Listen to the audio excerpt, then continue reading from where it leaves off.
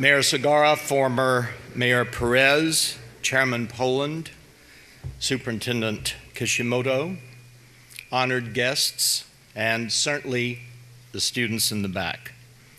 It is a privilege to welcome all of you to the 2013 Hartford Public Schools State of the Schools Symposium.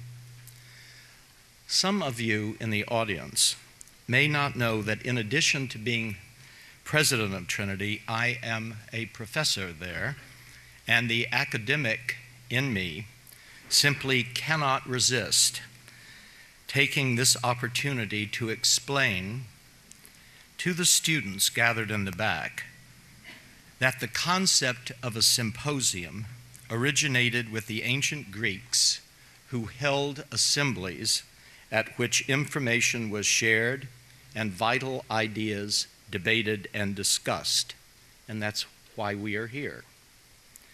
The theme of today's symposium is Leading with Promise, Creating Change Through Partnerships. And I can think of no finer example of how partnerships have created positive change than those between the Hartford public school system and the leaders of the Hartford community.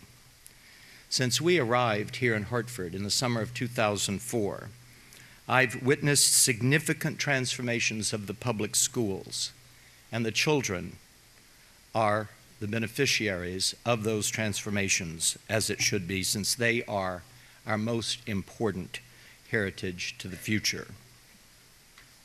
With an increase in partnerships between the public schools and the city's business and academic neighbors, including, I'm proud to say, Trinity College, has come an increase in the opportunities for our students to learn and to prepare for their future, a future that they are going to have to lead.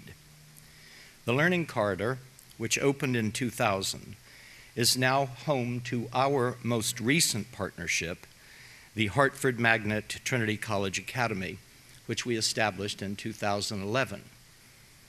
And students, listen carefully. If you graduate from any of the Hartford public school system, you can attend Trinity College, if you can get in, for free, thanks to the generosity of a former trustee, Mitchell Marin, a former Hartford native, who endowed the Marin scholarships for the children of the city in the amount of $2.5 million several years back.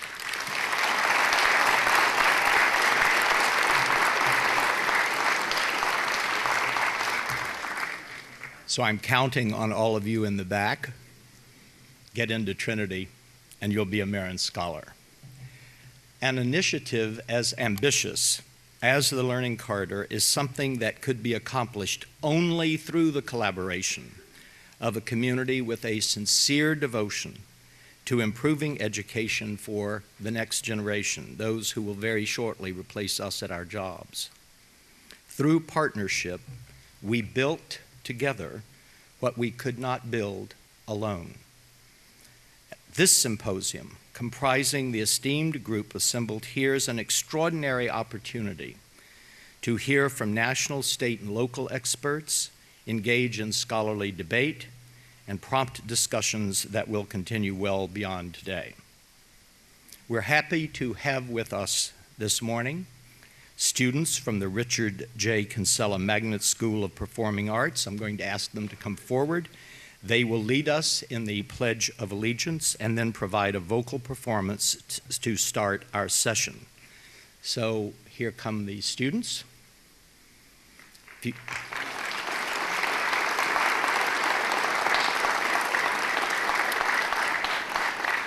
And here are their mentors, their teacher, Eddie Duran, and their vocal director, Caroline Ismail.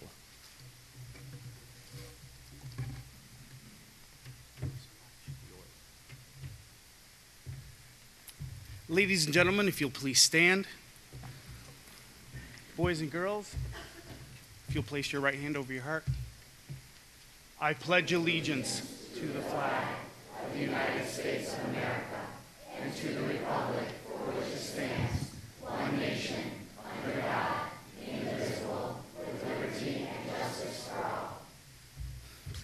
Please be seated. Ladies and gentlemen, my name's Eddie Duran. I'm the artistic director at Kinsella Magnet School, and before you today, we have the Kinsella All-Stars.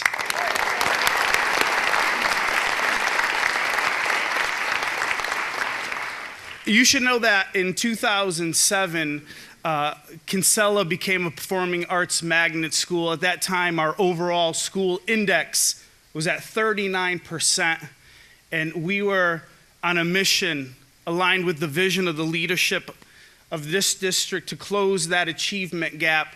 And over 5 testing periods through the arts, inspired by our leadership, today we can boast that we are at 83%.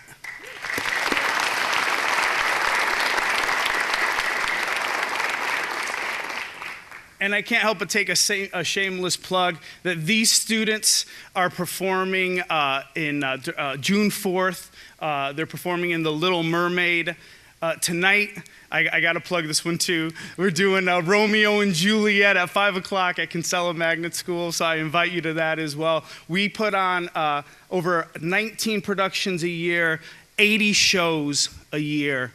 So there's always a show at Kinsella, so come on down. Without further ado, ladies and gentlemen, under the direction of Amber Cole and Christopher Cavallo, please put your hands together for Human Stuff.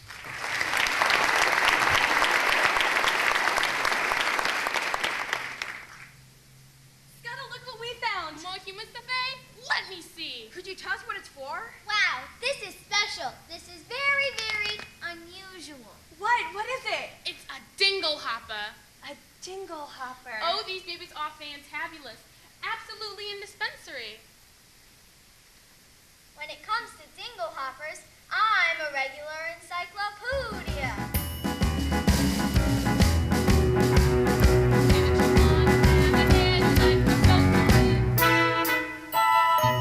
Look absolutely dandy if you use one of these handy little stigmatees. Pick up the dingle hopper, just like so. Twirl the way I'm twirling now. Give it a little kick, and there you go. You think all the doors, meow. Dingle stuff, that human stuff, kicking it up. A human stuff, and we are the authority. No need for us to bluff, because we're great at explaining human stuff. What's that? Wow. When they invented snuff flats just by chance, suddenly life was la-dee-da. Stop on the what you use to make long scans. Do the wrong and then voila! Dingle stuff, what? That human stuff, if you're buff. A human stuff, it's marvelous, dependable, completely A-OK. Which sounds good, but take my word, that's what the humans say. Wonderful stuff.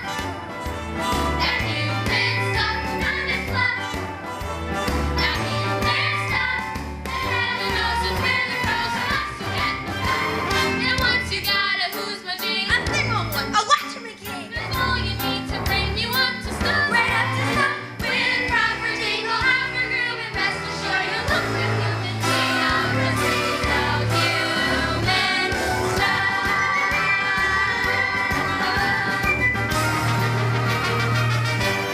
Squawk.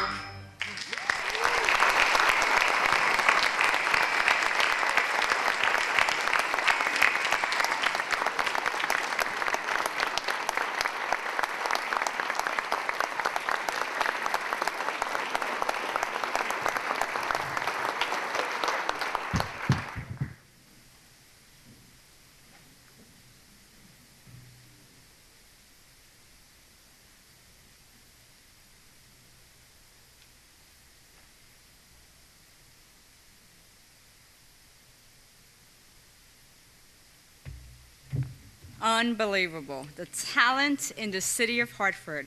When you give students the chance to shine, they always surpass our expectations. And so that's what we're about here in the Hartford Public Schools. Good morning. I am so thrilled to see all the faces in the audience this morning. I am Dr. Christina Kishimoto, Superintendent of Schools here in the city of Hartford.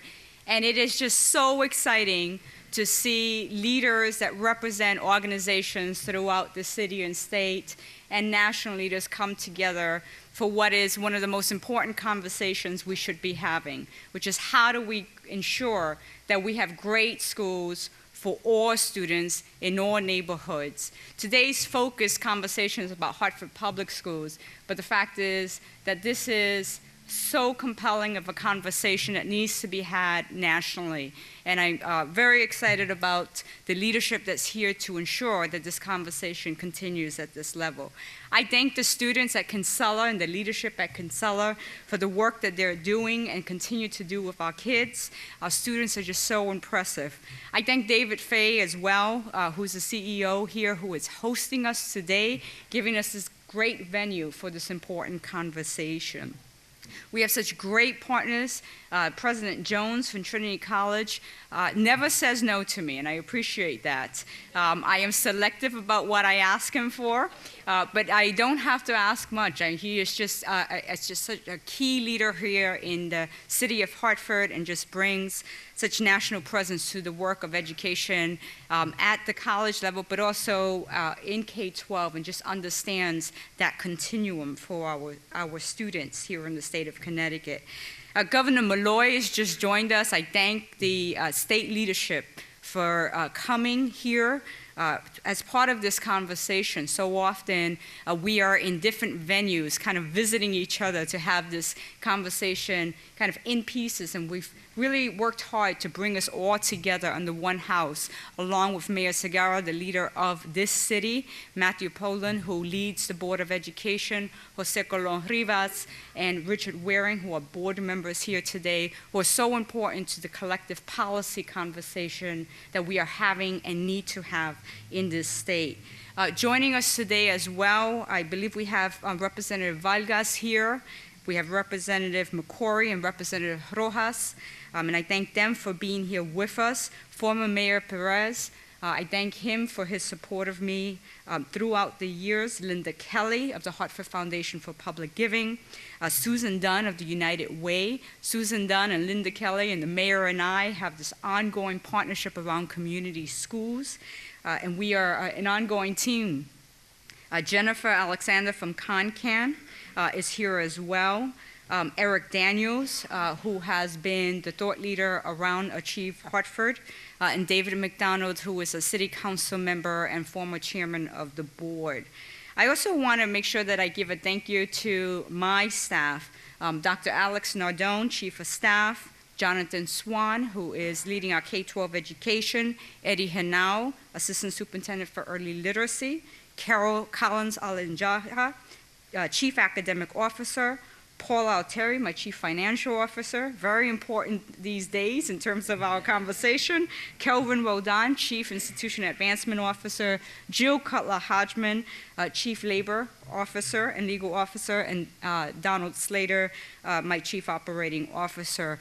They are my right hand, ensuring that we continue to push and support the leadership and teachers in this city. Keith Savigny, who is representing and represents so well the teachers here in the city of Hartford and the quality of the teachers we have. I thank you for joining us today as well. I'm going to ask the mayor to come up and join me here today. Together as partners in this important work we're doing here in the city. I'd like to have him just give an acknowledgement to this team. Thank you, and ditto. I want to not go through that long list of people, but this is a true partnership, and it's inspiring that you have a 7:30 breakfast and this many people show up. It's just impressive. And Mr. Fay, if you're here, I need to reserve a couple of dates for that wonderful performing group.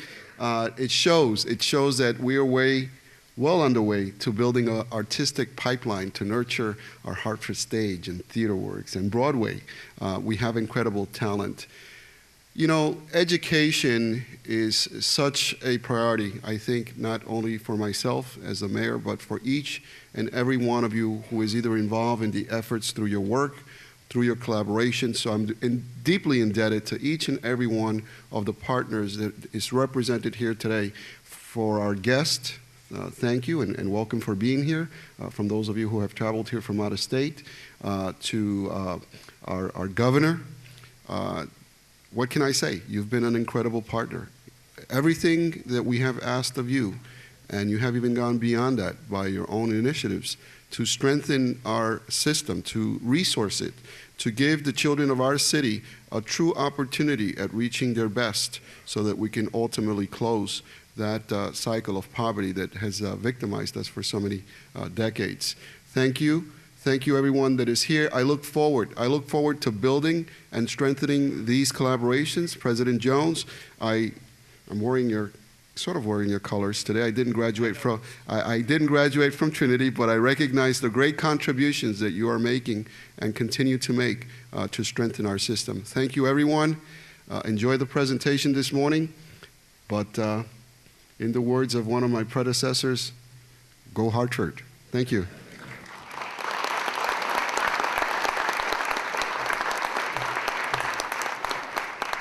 One of the most important things we need to continue to do throughout this reform work and into and beyond the reform is to celebrate excellence. And so we have an important award that we carefully and very selectively award annually, which is our State of the Schools Award. And I'm going to ask my chairman, Matthew Poland, to join me here as we talk about and give you a quick overview of the importance of this award and why we made the selection that we did.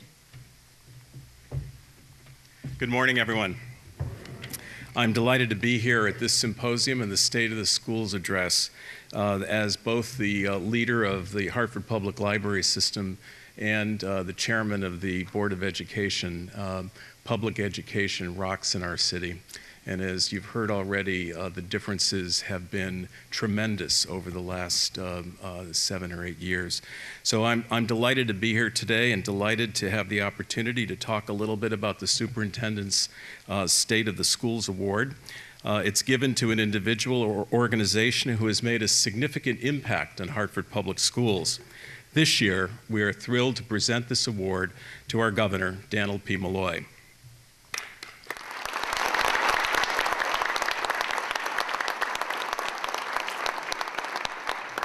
Governor Malloy has made revitalizing Connecticut's education system a hallmark of his administration, and this focus has had a direct benefit on the students of Hartford Public Schools. While we have made progress in Hartford over the past 7 years, our district's success in the coming years is being shaped by Governor Malloy's bold leadership on school reform and his focus on delivering a quality education to every child in Connecticut. Today, we acknowledge Governor Malloy's long-standing commitment to public education. While serving as Stamford's longest-serving mayor from 1995 to 2009, he implemented the first citywide kindergarten program. In every year since his election as Connecticut's 88th governor in 2010, he has made improved student achievement a top priority of his administration and increased funding in policy improvements. In 2012, Governor Malloy outlined a comprehensive plan for reforming the Connecticut education system based on the 5 principles of enhancing access to high-quality early childhood programs, turning around Connecticut's lowest performing schools and districts, expanding successful school models such as magnets and charters, removing red tape and other barriers to success, and delivering more resources to districts in the greatest needs, providing they embrace key reforms. Governor Malloy proposed and won legislative approval for $100 million in new education funding, $50 million which went to increase the education cost-sharing fund, and $39 million that was channeled to the 30 lowest performing districts. He also created a commissioners network with intensive supports and interventions to turn around Connecticut's lowest performing schools, increased per pupil funding for charter schools, supported the expansion of district charter partnerships, and added 1,000 new early childhood slots. This year, Governor Malloy's proposed budget includes an additional $152 million in education cost-sharing funds, and he has won support for the establishment of an Office of Early Childhood that will link all programs to school readiness. For these accomplishments, and on behalf of the students of Hartford Public Schools, we acknowledge Governor Malloy with the Superintendent's State of the Schools Award.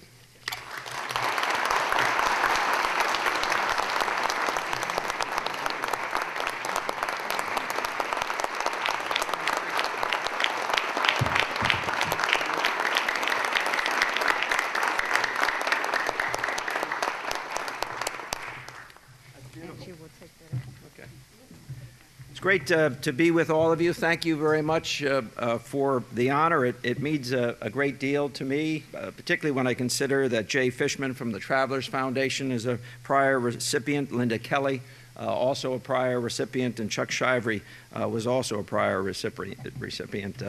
I don't have as much money as any one of those folks, but I've worked pretty hard on this stuff, so it's great to be honored with all of them, and it's great to be in a room with all of you, and to have caught a portion of the entertainment provided by the children from Kinsella. I very much appreciate that. It lightens the load any day. You can spend a portion of your day with happy children who are being well educated, well fed, and well cared for, and that's what we're all about in this room, I believe. I also understand that in this room are organizations that represent contributions of upwards of $50 million to improving education in Hartford over the last number of years. And if no one else has said it, let me say it quite clearly. I appreciate that. I appreciate what you all have done and your commitment to this effort.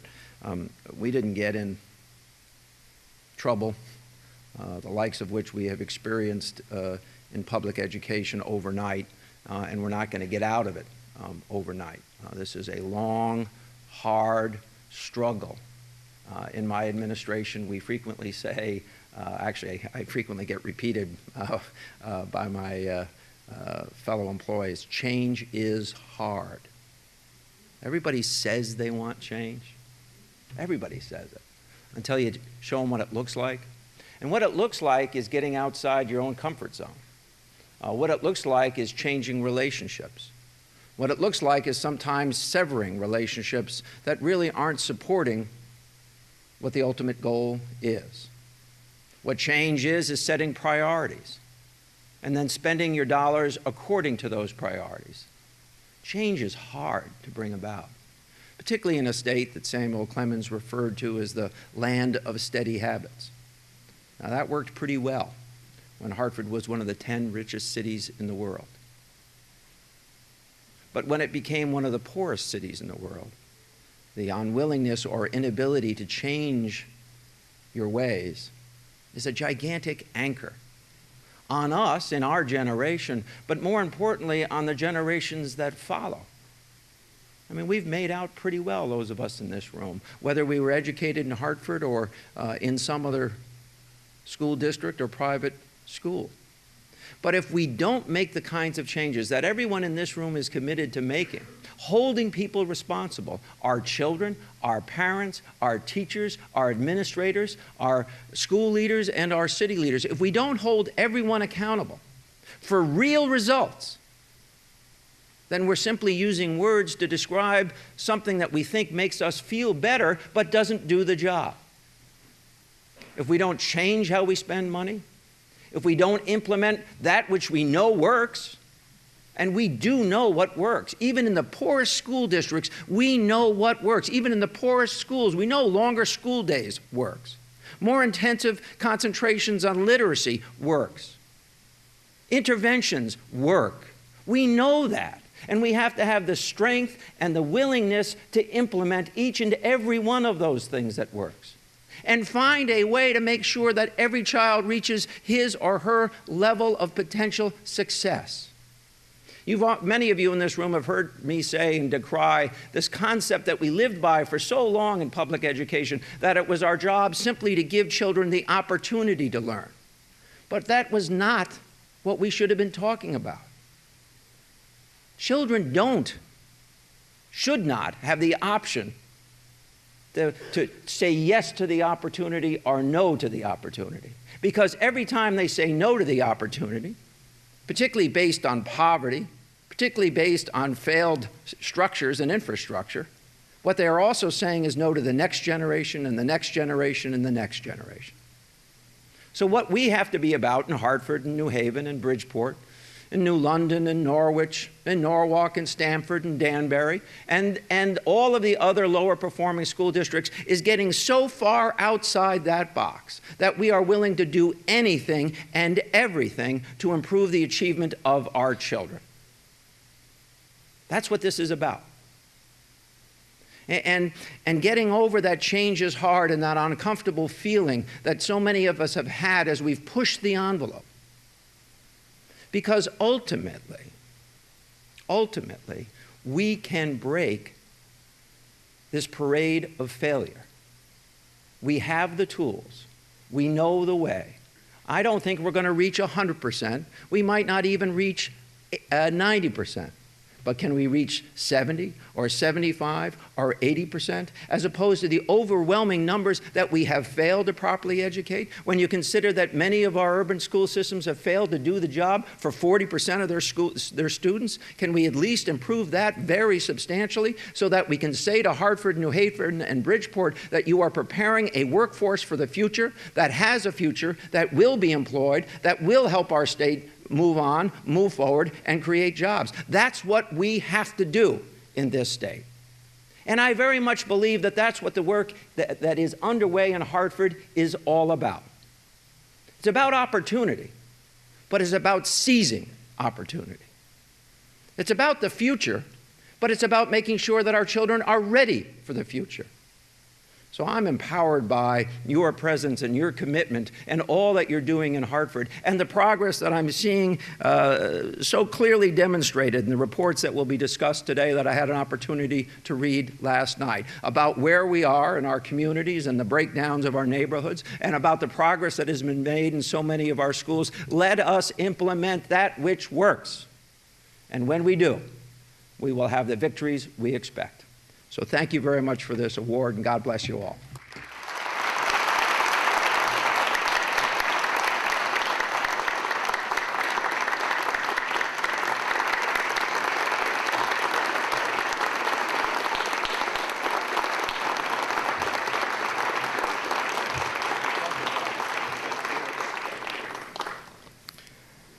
Thank you, Governor. It's always great to see you. First, I want to take a second to recognize Elizabeth Brad Noel, who also joined us, one of our board members, and as well as thank Travelers Foundation, who is our sponsor for this event. Marlene Ibsen, Andy Bissett, and Jay Fishman are true champions for our children in the city of Hartford. Just like Dr. Jones, they rarely say no to us, if ever. So my name is Kelvin Roldan. I am the Chief Institutional Advancement Officer for Hartford Public Schools. I've been working with my colleagues over the last couple of months under the leadership of Dr. Kishimoto to put together for you what we think and hope is a thought-provoking program over the next couple of hours. Our hope today is to share with our community our progress and learn from you as we continue to implement the reform work we began some 7 years ago now. I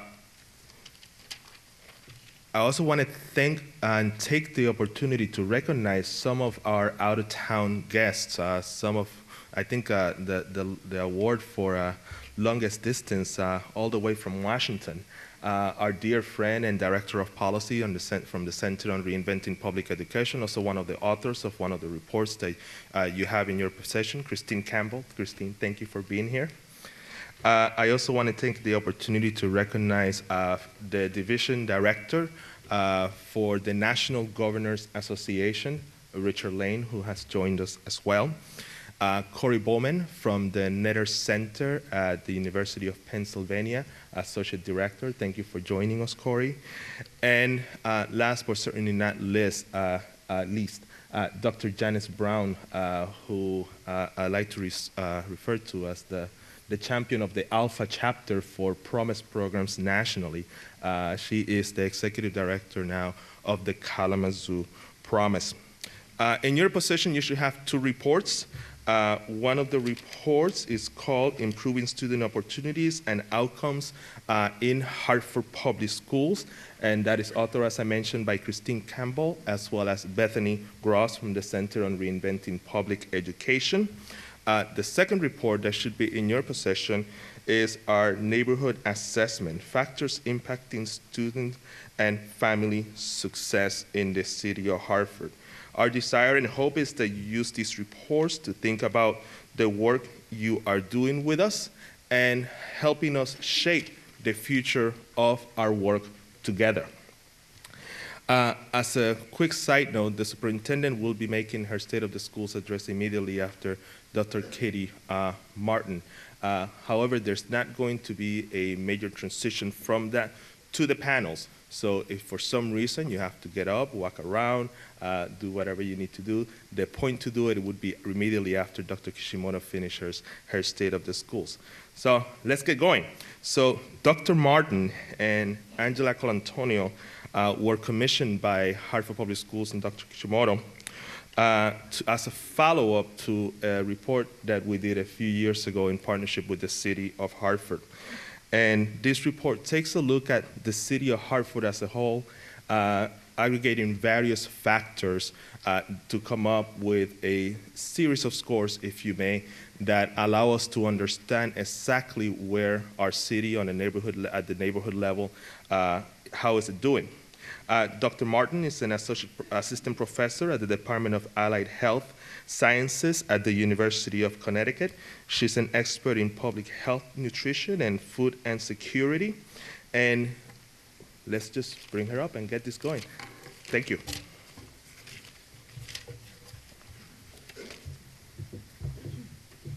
Good morning. Let's see if we can get this started. I am honored to be here today with all of you, and I'm happy to share this updated neighborhood needs assessment. First, I want to acknowledge Angela Colantonio. Give a little wave. She was instrumental in helping to gather the data for this report, helping to summarize the findings and write the report with me. So I thank her. She's about to get her master's in public health at the University of Connecticut. Much of the symposium today will focus on what takes place within the four walls of the school system. And while that is critically important, the Hartford Public Schools recognizes that the neighborhood context in which children live also play a really important role in the ability of kids to thrive and learn. This is the underpinning of the Hartford Community Schools and Partnership Initiative and Strategy. So today I'll be reporting on factors that influence family and student success from a neighborhood perspective. As Kelvin mentioned, a few years ago, several organizations and agencies tried to identify or were interested in identifying a Hartford neighborhood that could serve as a promise zone. This was modeled after the Harlem Children's Zone that is a national model developed by Jeffrey Canada. And I was involved with the assessment in 2009, and then I was commissioned last year to update this report based on updated information, primarily from Hartford, the census data from 2010. Dr. Kishimoto recognized that this framework could be really helpful in garnering support from community partners, businesses, foundations, community organizations, to help support the reform work that's happening within schools. This provides a framework for identifying risk factors that hinder the ability of kids to learn, but also community assets that can be leveraged to help foster child development. So today I'll report on our updated 2012 data and also comparisons to the 2009 report. Again, this is modeled after the Harlem Children's Zone that really places a high priority on child poverty rates as we think about how to focus on neighborhood conditions for children. It synthesizes many factors into one summary score. The largest weights are assigned to risk factors or negative outcomes, including high poverty and low education outcomes. Smaller weights are placed on environmental factors such as crime, housing, and negative health outcomes. And then finally, 20% of the overall scores are assigned to community strengths and assets, such as neighborhood stability and community programs that are available for children and families, again, that can be leveraged. I know this is a kind of complicated table. It's in the report. It helps to show the different factors that are part of the overall scores. These include child poverty, education, crime, health, housing, neighborhood stability, and community assets. It's also important to note that there are several indicators that make up the overall scores for each factor, and then they're weighted accordingly. For example, for child poverty, this includes child poverty rate, the number of children in poverty, the overall neighborhood population in terms of density, and the percent of children with single parents not working. These are totaled together and then weighted. The highest weight given for this is 25%, again with the idea of the Harlem Children's Zone. Here's a pie chart that just kind of visualizes this in a different way. Again, a quarter of the overall scores are rated for poverty, 20% are for educational outcomes, crime and health represent 15%, housing at 5%, and the neighborhood stability and community assets each make up 10% of the overall scores. These are the total assessment scores for Hartford neighborhoods from 2010, and we ranked these in terms of high, medium, and low priority. The higher scores mean higher risk factors, and therefore they warrant more attention. The lower scores mean less risk factors and lower priorities. The 6 neighborhoods with the highest overall scores in 2012 were Frog Hollow, Clay Arsenal, Berry Square, Asylum Hill, Upper Albany, and Northeast. 5 neighborhoods ranked as medium priorities, and then noticeably lower in priority the West End at 6.6 in an overall score. Another way to visualize this is through mapping. My colleague Debs Ghosh from the Department of Geography at UConn helped put this map together. You can see that a lot of the lower and medium priority in the yellow and orange are on the periphery of Hartford, whereas the higher priority neighborhoods are more in the inner city, more interconnected. This gives an indication of where we can prioritize our resources and efforts. So we tallied the scores to get our overall scores for each neighborhood, ranked them in terms of high, medium, and low priority. Then what we tried to do is disaggregate that data to look specifically at certain indicators like education to see where the high priority areas are, and then to look specifically at the 6 high priority neighborhoods to figure out what are the critical areas within those neighborhoods that we should focus on. So these are the education scores. And just to be clear, these are not just a measure of CMT scores. They combine the percent of students not proficient in overall CMT scores in grade 4. This was data that was used in the 2009 assessment, so we used it again for 2012. Also, the percent of adults without a high school diploma, percent of adults with a college degree, and then the number of Tier 1 schools within the neighborhood. These are recognized as underperforming schools. You can see the highest scores that indicate high priority areas for education were Clay Arsenal, Frog Hollow, and Upper Albany. Next, we wanted to look at the 6 high priority neighborhoods that I mentioned before. The asterisks show the factors where this neighborhood scored highest among all the neighborhoods. And it's interesting to note that all of these 6 had at least one category that they were highest in or tied with other neighborhoods. The lighter yellow are where the neighborhoods tied on a certain indicator. You'll notice that Asylum Hill had the highest poverty score out of all the neighborhoods. Clay Arsenal had the highest score for education, showing high priority for education. 5 out of the 6 high priority neighborhoods had high crime rates. So then as we looked at those high priority scores and the total scores, the next thing we wanted to consider is change over time. How do these 2012 total scores compare to the 2009 report? And when we look at these, we see the percent change in the neighborhoods. You'll notice on this bar chart that almost all the neighborhoods showed improvements in total scores since 2009. The large exceptions or highlights, Sheldon, Charter Oak, and South Green had the largest improvements in scores over those 3 years. And then on the other end of the spectrum, Asylum Hill and South End had worsening conditions over those 3 years. It's possible, as a possible explanation for the worsening scores in Asylum Hill and corresponding improvements in Sheldon Charter Oak could be due to mobility, where families may be moving from one neighborhood to another that can lead to instability among families. This raises questions that I encourage you to think about in terms of how scores changed. Based on the data from this report, as we try to understand how that change occurred, in Asylum Hill, this was the only neighborhood that had declining or negative change over 15%. The increases were primarily in poverty rates and crime rates, a high percentage of students with disciplinary actions, and low number of community assets. Both Sheldon Charter Oak and South Green had positive improvements over 30%, and much of this improvement was in decreases in poverty and improvements in education and health scores.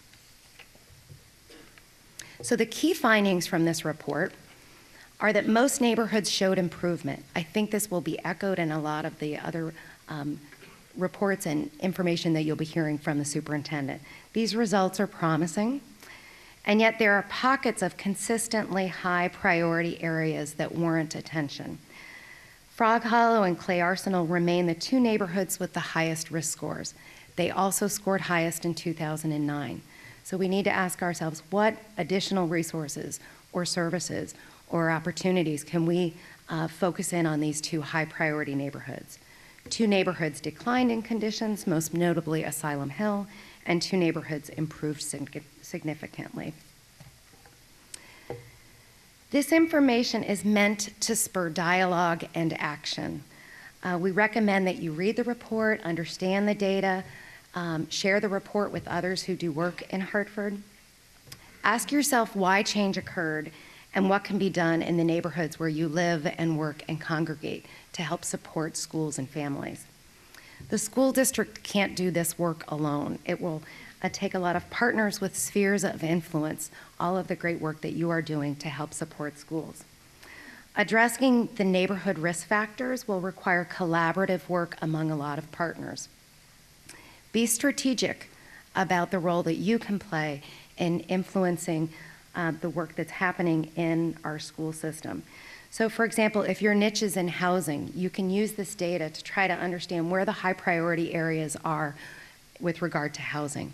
If your work is specifically in a neighborhood, in a community, you can use this information to figure out what are the critical factors that are high priorities in that community. Take a piece of this pie because what you do matters. We can all help support the work that takes place, all the great work that's happening within the 4 walls of the school system by also focusing and helping to improve the economic, social, and physical conditions that take place in the neighborhoods where families and kids learn so that we can help them to learn, to thrive, and to reach their full potential. So thank you.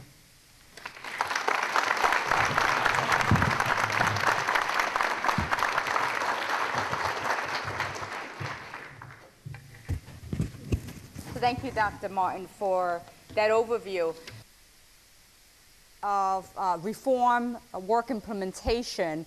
We were at a point, and we are at a point, where the external view on our work is important to understand whether we are looking at our data in a consistent way to really understand where we're making progress and where we're not necessarily making enough progress. And so the University of Connecticut, as well as the University of Washington's work to kind of triangulate with our own internal data really helps us to gain an understanding of where we are today.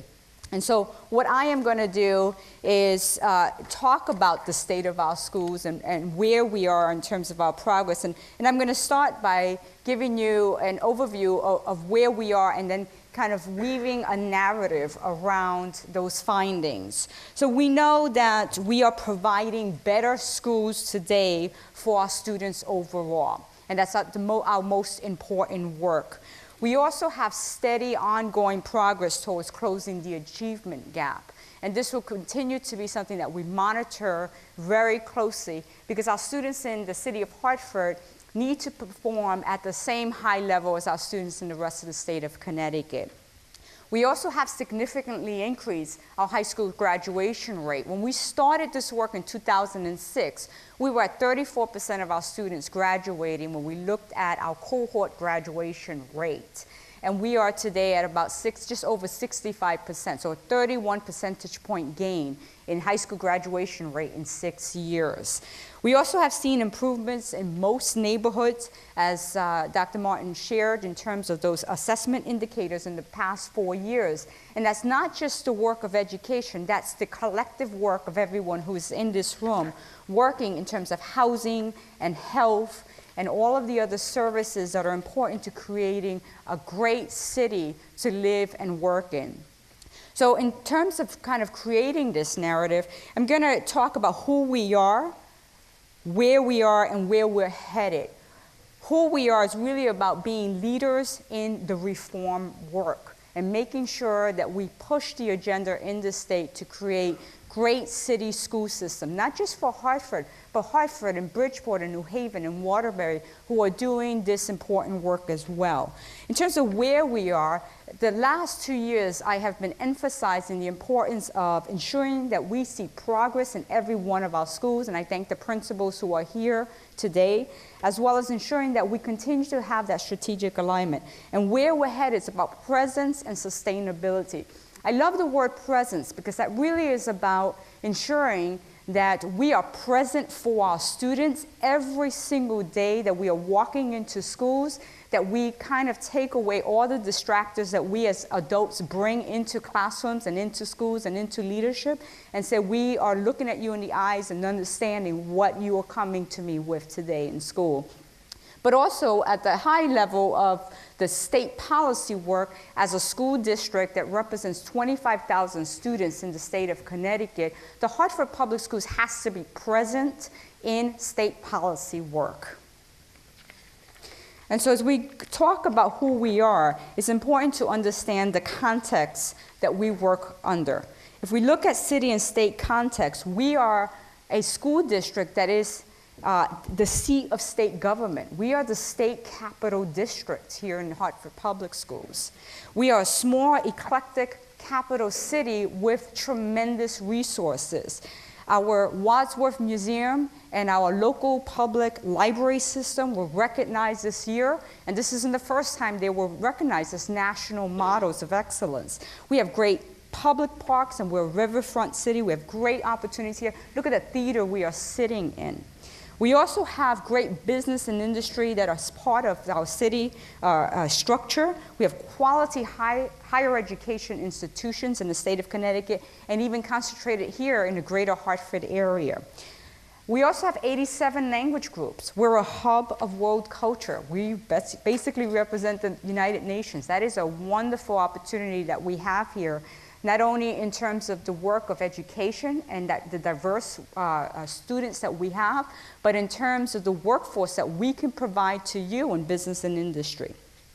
We have challenges. I think the neighborhood assessment highlights some of these challenges. Hartford remains the second poorest city in the United States, according to the 2010 census. We also have approximately 73% of adults who live in the city who lack basic literacy skills. Also, 13% of our adults have a bachelor's degree or higher as compared to 35% in the state of Connecticut. Our non-English language student speakers represent 17% of our student population. And we know that when we started this reform, we started with 34% of our students graduating from high school, and thus there should be no surprise about the low number of students who then were well prepared to go into college and not only access college, but succeed in terms of attending a college degree. Now, context matters tremendously, and the neighborhood assessment helps us to further expand that understanding of context. We know that some of our lowest performing and our two lowest performing schools are in our highest risk neighborhoods. We also know that when community resources are targeted towards those understandings about neighborhood needs, that we can improve not only the quality of life in those neighborhoods, but the quality of education. And those things go hand in hand, as we know. And 7 of our community schools have done this successfully. The largest improvement in education, poverty, and health indicators we see have occurred in Sheldon Charter Oak neighborhood. And Hartford Public Schools, if we look at what we've done in terms of the school system, we've implemented 3 new designs in this neighborhood. They happen to be magnet, and I will make sure that I state that it's not about whether it's magnet or non-magnet. It's about whether or not those school designs are resourced and have the policy backing to make the changes that are necessary. And in the state of Connecticut, we have relied heavily on the magnet process in the Chef case to be able to implement these innovative designs. And the fact is that we can do this even outside of the magnet process, and we need to look at that policy agenda specifically. Neighborhoods can be improved by strategically targeting risk factors, and that's something that Dr. Martin talked about. We see that in the results of what's occurred in Barry Square as we look at the comparative between 2009 and today. There are major initiatives that happen in that neighborhood, in that larger neighborhood. The learning corridor, as Jimmy Jones talked about earlier, Burr as a community school, and Moylan as a redesign, really designed around what engages students best, the Expeditionary Learning Academy. Also, adult empowerment factors are so important: access to great housing, access to ensuring that parents also have access to great educational opportunities is important. So our adult education program is something that needs to be strong and responsive to the needs in the city. And an adult education program in the city of Hartford is not necessarily the same adult education program that's needed in our surrounding town when you look at the high literacy needs, development needs among our adults. What is of utmost significance is that we are a capital city school system. And as such, what we have done is that we are leading with a vision where we have designed a portfolio district that is reflective of the great career and college opportunities in the greater Hartford area. And so we have these great designs. We have High School Inc. as a business and finance academy, with Travelers as one of the major partners in that school. We have a journalism media academy with the Connecticut Public Broadcasting Network as a major partner with that school. So we are designing a portfolio district that maximizes, takes advantage of, and draws upon the great resources in this district. When we think about ourselves as a portfolio district in the city of Hartford, as a capital city district, one of the things that certainly moves me day to day is when I drive by the state capitol and see that gold dome, when I pass by the Wadsworth Museum or the old state capitol building, these great architectural buildings that our students pass every day need to be at the center of their life and existence. They need to know that they own it, that they are the leaders that will be making decisions about what's happening here in terms of city and state government. They need to know that the Travelers Tower they pass, or the wonderful Aetna facility that takes up a huge city block, that is their future and that they have access to it. In order to do this, we've adopted 7 strategic reform strategies. And this has been in alignment and based on the research work of the Center for Reinventing Public Education under the leadership of Dr. Paul Hill and Christine Campbell and the entire team that's over there. And you can see the work that we've done relative to these strategic approaches. So there are 7 strategic approaches, and we've made sure that they serve as the foundation of every decision we make in the Hartford Public Schools. Because what's important is that we are focused in our work. We have a lot of work to do, and we cannot allow the intensity of the need and the level of the need to distract us from being strategic and very systematic. And this provides a great basis for doing that. Part of this work is really about ensuring top talent with a talent management approach. We also want to make sure we expand the city public schools' expertise by having great partners with our schools. And ultimately, what is most important in terms of that performance accountability, that's not about saying, are we doing well on the state assessments? It's about saying, are we providing quality seats in every single neighborhood for every single student who is part of the Hartford Public Schools? And so what we've done is use the portfolio strategy to serve as the foundation and basis for every decision that we make here in the city of Hartford to make sure that we ultimately close the achievement gap and ensure college and career success for every student. And so this requires really changing our mindset about how we do our work. The governor was actually mentioned this in his remarks, right? He said, we know what we need to do, but change is hard and the work is difficult. So this isn't about what I often hear, which is if you just do X, that's all you need to do. Well, it's not that simple, right? These are public school systems are complex organizations that not only are about the quality of the school system, the quality of instruction in the classroom, it's also about the relationship with and the impact between the school system and the city that it is in and vice versa. And so we deal with some conflicts in public education, certainly conflicts in terms of a portfolio strategy and approach. The primary one is this conflict between being focused on what's best for kids and the struggle with the adult needs. And so we often have to keep reminding ourselves, are we doing what is best for students? Are we really focused on what our students need and what will engage them? Not what engages us as adults, but really what will engage them. The second conflict is around ensuring that we stay focused on the vision of ensuring that we have seats that are quality seats for all of our students, and not rely on what has been, what are traditions, what we know in education, but rather be comfortable with the fact that we're not going to always have all the answers, but by being very systematic about coming to the table together and bringing all of our capacity together, that we can figure out how to resolve issues and create a more global vision for what we want for the school district. The third is around what we're going to talk about in a few minutes, which is the work of the Common Core and what students should know and be able to do, what skill sets they should have, competencies they should have, but also ensuring there is enough differentiation, variability that really is responsive to what students are interested in. Public funding is it's a difficult conversation that we need to continue to have.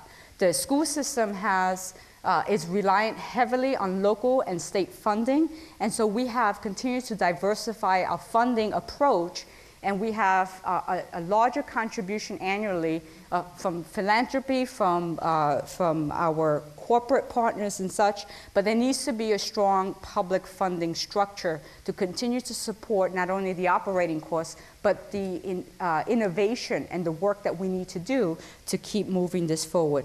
And finally, the tough question is about this closed versus open teaching force. When we talk about teacher quality, teacher preparation, certification, and overall school governance. We're very traditional in education. We understand what we experience as children, and we often bring that with us in terms of what we believe should be in schools, but we need to keep ourselves open and be open to learning from business and industry as well. We're very uncomfortable when we talk about things like taking High School Inc., which is a finance and business academy, and say, what if we run it like a business environment, right? Does it have to look like a traditional school? And so that's really about doing things and thinking differently, because that is what excites our kids when they come to school. So in terms of where we are, I'm going to talk a little bit about progress and strategic alignment. We know that we are leading with results. We have 5 consecutive years of performance gains, and so our results show that we are making significant progress in closing the achievement gap. In fact, we are growing our performance gains annually at 3 times the rate of the state of Connecticut, and that will help us to close the gap. What's important is that that's our internal review. So let's look at the external review, and what was an important question that we asked SERPI, the Center for Reinventing Public Education, to help us answer is, have opportunities to attend quality schools and student outcomes improved as the district implemented the portfolio reform? Because at the end of the day, that's the only thing that matters, is that our students have access to quality seats. The survey report, which you received a copy of in summary, indicates and shows that we are in fact leading with results. Hartford students have more quality school options, are graduating at a higher rate, are performing better on state assessments, and most importantly, as we move this forward, we have closed the achievement gap by 1/3, which means we are making progress, we're moving the needle, and we have a good model for continuing this work strategically. In order to accomplish this, we have engaged in some high leverage strategies, and we need to make sure that we know how we've done this so we can stay focused on doing this. First of all, we quadrupled the number of quality seats in the district. Secondly, we significantly increased family choice, and families are involved now in school selection. We're replacing chronically low-performing schools with redesign options. We've made significant improvements in reading and math performance. And we have our special education ELL students are doing better, and we're closing the gap there. But for our ELL students, we know that even when closing the gap with the state of Connecticut overall is not performing well in terms of English language learner achievement. And so we need to surpass the state rate to truly impact our students' readiness to be college and career ready.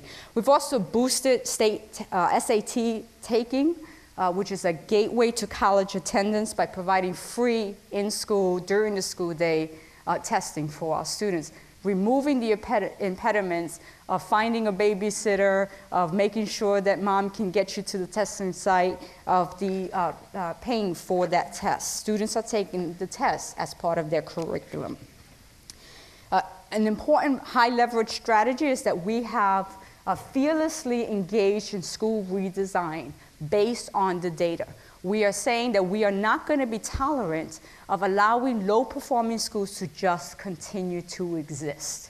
The fact is that many of us are parents. If I wouldn't put my child in that school, then I don't want any other parent's child in that school as well. So we're making those tough decisions at the policy level or through policy work at the board level. We've had 34 school changes in 6 years. So really being fearless around making those necessary changes. So where we're headed, presence and sustainability. As I told you, that word presence is so important to me. And it's important to me, especially as a parent of a middle schooler. You know, sometimes she's present, sometimes she's not, but certainly mom and dad have to be present for her, right? And we know that when we go to school, our kids, sometimes they seem like they're present and sometimes they're not, but as adults, we better always be on for them because we have to make sure that they are successful in schools. We're all here because we're already successful. So our work now is to make sure that they're successful. There are challenges to continued innovation, and we have to continue to be bold in our leadership in terms of school and district innovation. The 3 challenges are time, capacity, and then local context challenges. We know that there are the counter to innovation is really some of the daily demands, and we have to protect our schools and school system from the distractions, the day-to-day distractions, and make sure schools and the school district is focused on its core work, which is academic quality. We also have to make sure we have the capacity to do this work. When I look back at the 6 years of innovation work in terms of school designs, one of the things that concerns me is it's not that we haven't been innovative. We have these great models based on career options, real career options for our kids. But our capacity has not necessarily kept pace with our innovation.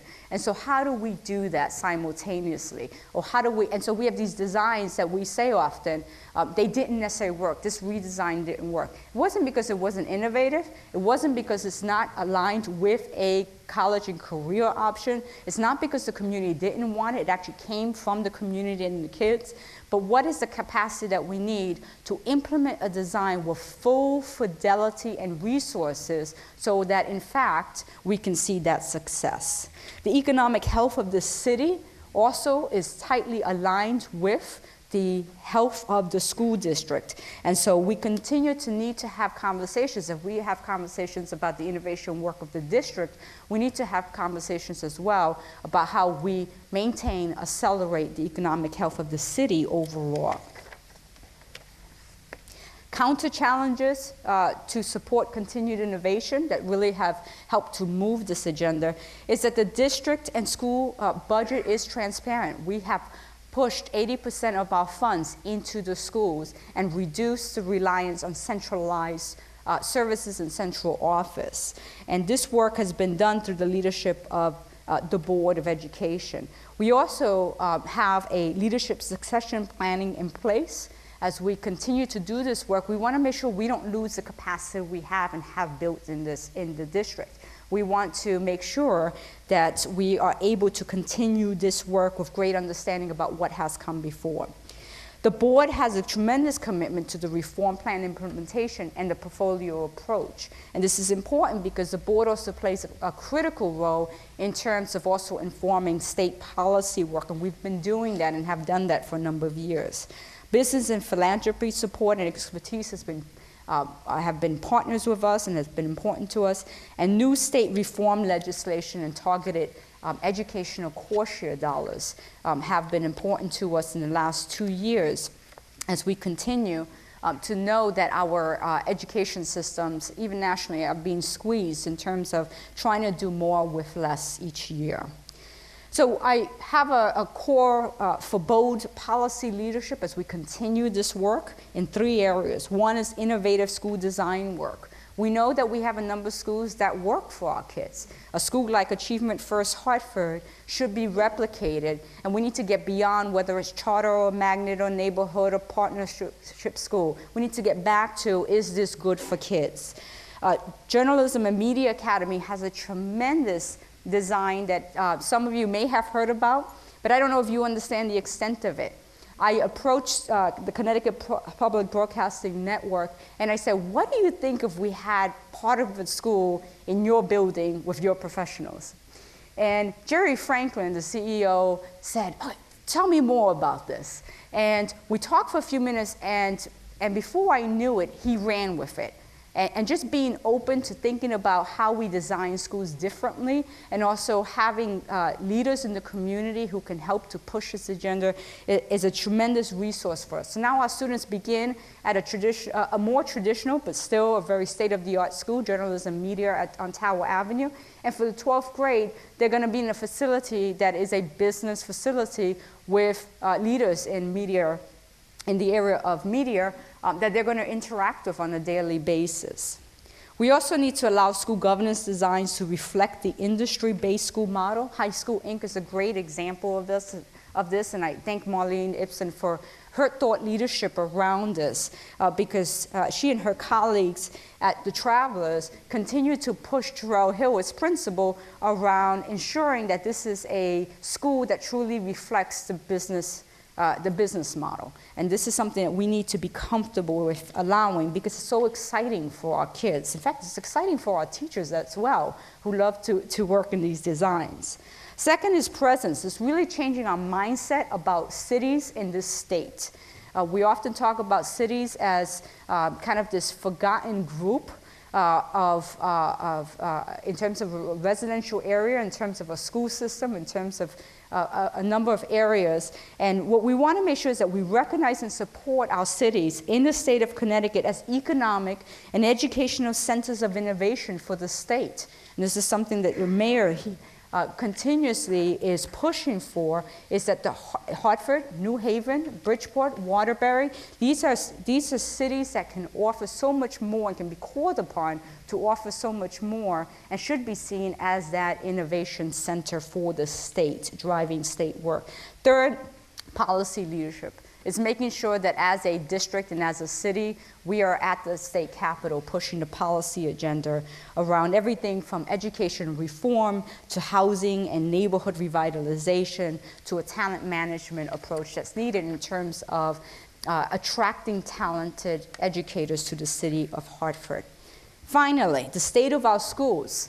So how I would summarize this: it's promising, it's accelerating, it's absolutely energized, it's innovative, and it's characterized by a mindset of excellence. But the state of our schools is also dependent on a few key things: stability, sustained capacity, courageous leadership, and commitment. And I thank you all for being here to ensure that we are doing this.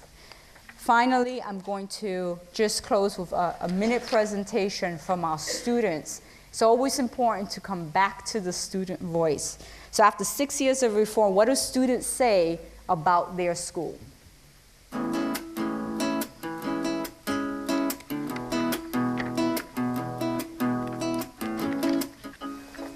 What I like about my school is that you don't get demanded to do anything. You want to do the work.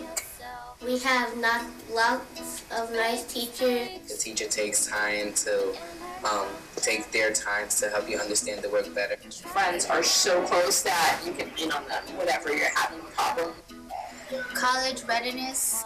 I like all the great encores and classes. The things I like about my school is we have great teachers that cherish us in the classroom. And we're together as a team. They prepare us really well for colleges. When we don't understand the lesson, our teacher does it over and over again until we finally get it. Variety of classes. It's great being here. This school teaches the value of education. My teachers like us to learn about college. You're hands-on, like you do lots of activities, that's a classroom fun. And I like all the encore classes. They give you freedom to do a lot of things. It's one big family. Everything. Thank you, Hartford!